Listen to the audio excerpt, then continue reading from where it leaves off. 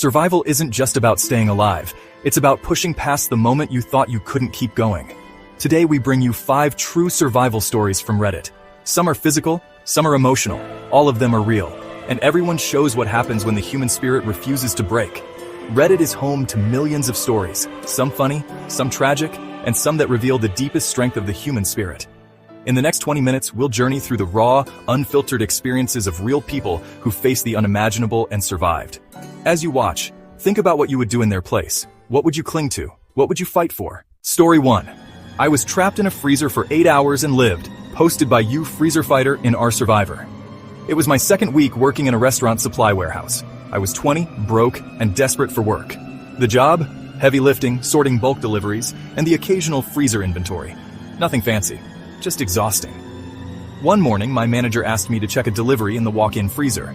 I put on my jacket, grabbed a clipboard, and stepped inside. What I didn't realize was that the door's internal handle was broken, and the second it closed, it locked behind me. At first, I thought someone was playing a prank. I banged on the metal door, yelled, no answer. Then it hit me. I was alone in the back room. The manager had left for a pickup run. No one else was scheduled until 4 p.m. It was just after 8. The freezer sat at minus 10 degrees Fahrenheit. My phone? In the locker. In that frozen silence, time stretches. 8 hours can feel like a lifetime when every second is a battle against the cold and your own fear. Many who face hypothermia never make it out. But sometimes, it's the smallest acts, moving, layering, refusing to give in, that make the difference between life and death. Imagine the isolation. No phone, no one coming for hours, just the hum of the freezer and your own heartbeat. It's a test of willpower few ever face. Survival stories like this remind us that danger isn't always dramatic. Sometimes it's a quiet, creeping threat, like cold or neglect, that can be just as deadly. I started panicking, but instinct kicked in. First, I had to keep moving. I jogged in circles, slapped my arms, screamed until my throat hurt. I found a stack of aprons and shipping blankets and layered them. My breath turned to fog, my teeth chattered, but I kept moving. I kept checking the tiny, fogged-up window, hoping someone would walk by. After what felt like an eternity, I started feeling sleepy. That scared me. I remembered reading that hypothermia makes you feel warm right before you crash. I slapped myself hard across the face to stay awake. I don't remember passing out, but I woke up hours later to the door finally creaking open. The closing shift supervisor found me collapsed, curled under towels. I had early-stage frostbite. My hands ached for days, but I was alive. The company fired the manager for neglect and fixed the door. I didn't sue. I was just glad to be breathing.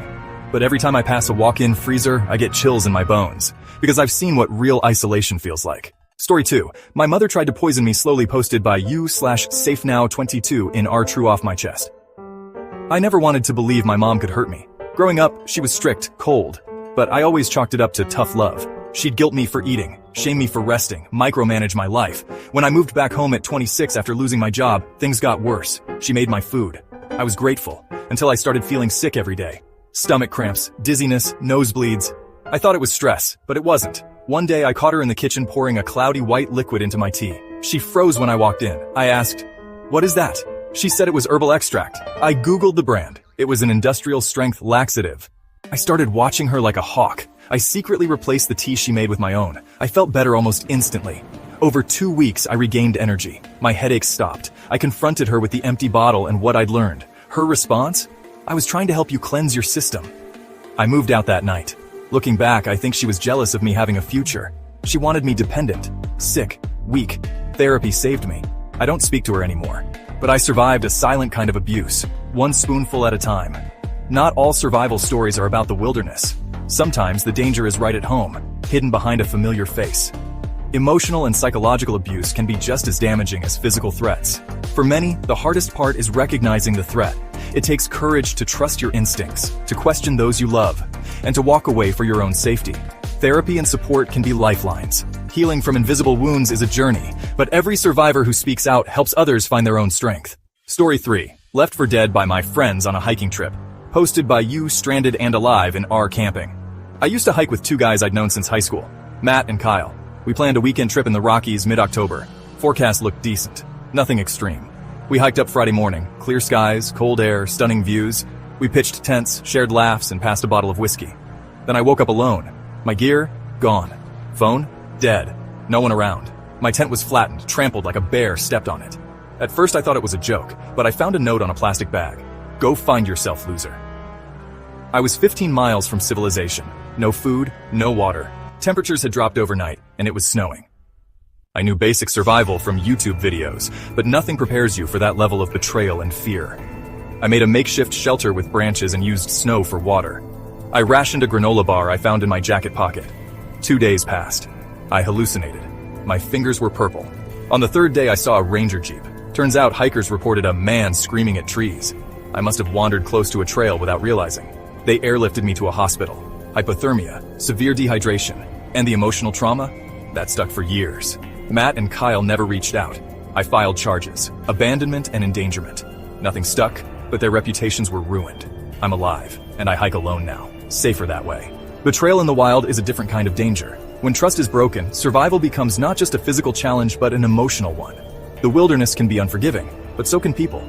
Stories like this remind us to be prepared, to trust our instincts, and to never underestimate the importance of self-reliance. But even after rescue, the emotional scars can last far longer than the physical ones.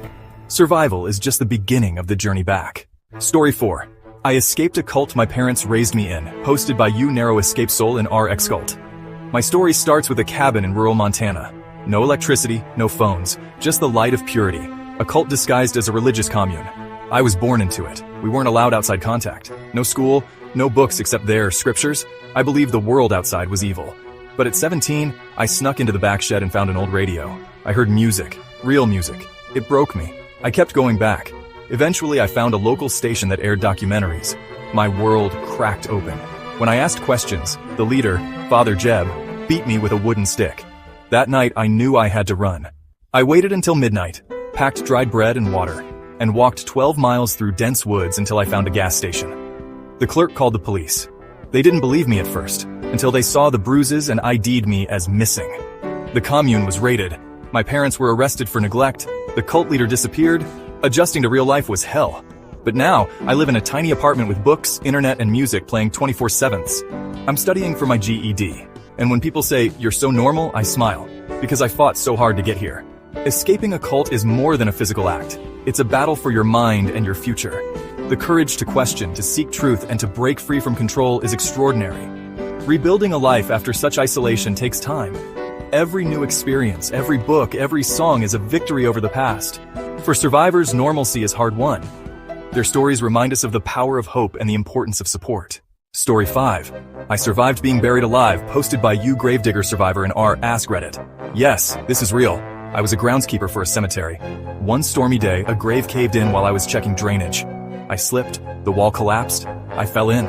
Dirt slid from above. Before I could climb out, another section gave way, burying everything but my face. It took seconds. I couldn't move. The pressure crushed my ribs. My screams were muffled by thunder. No one knew where I was. I started panicking, but realized that would use up air. I slowed my breathing. 20 minutes passed. Then I heard a voice.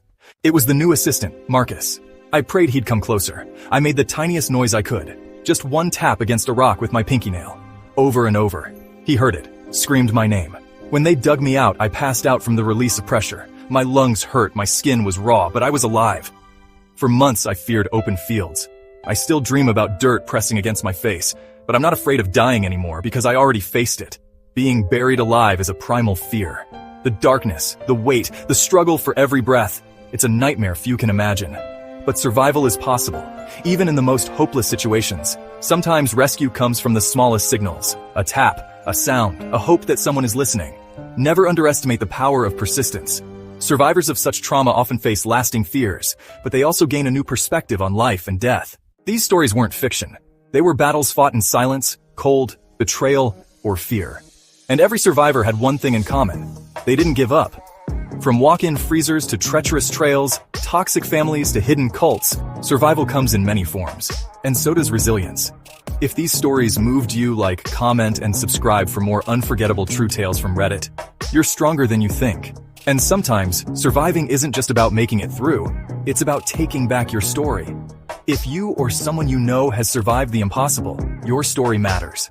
Sharing it can inspire others, break the silence, and build a community of resilience. Remember, survival isn't just about making it through the worst moments. It's about finding meaning, hope, and connection on the other side.